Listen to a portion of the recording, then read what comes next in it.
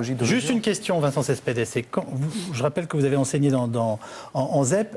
Quel était l'impact exercé, je pense qu'à l'époque c'était les Guignols essentiellement, sur vos élèves? C'est-à-dire comment vos élèves réagissaient-ils aux commentaires politiques des Guignols et dans leur intérêt sur la vie politique en tant que telle?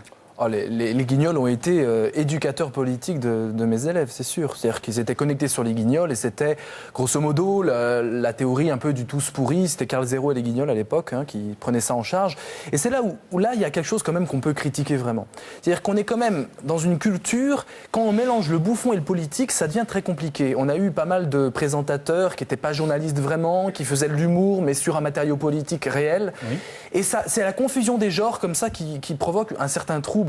Moi, je me souviens, oui, des élèves qui étaient complètement... l'humour, c'est central pour eux dans leur vie. On donne le tour de parole, on le donne à celui qui sait dire les histoires drôles. Enfin, le chambrer, c'est vraiment le verbe là-bas, la chambrette, c'est un sport de tous les jours. Donc, l'humour, c'est très important parce que ça crée la complicité. Et à cela s'ajoute l'humour publicitaire. On baigne aujourd'hui dans des milliers et des milliers de spots publicitaires, de propagande marchande qui visent à chaque fois la complicité avec l'acheteur.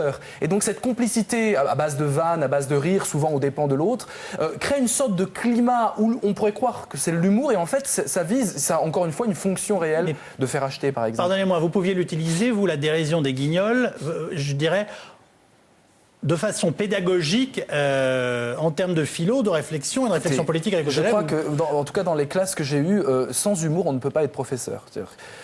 L'humour permet deux choses. L'humour permet évidemment la complicité, c'est-à-dire sans tomber dans la démagogie, créer un lien, surtout la philosophie, il s'agit de tout remettre en question, c'est assez violent. La philosophie pur jus, apprendre du Nietzsche à des élèves comme ça, ils peuvent en faire ce qu'ils veulent. Nietzsche, c'est de la dynamique. Donc l'humour permet justement de créer un bon lien avec les élèves. Et surtout...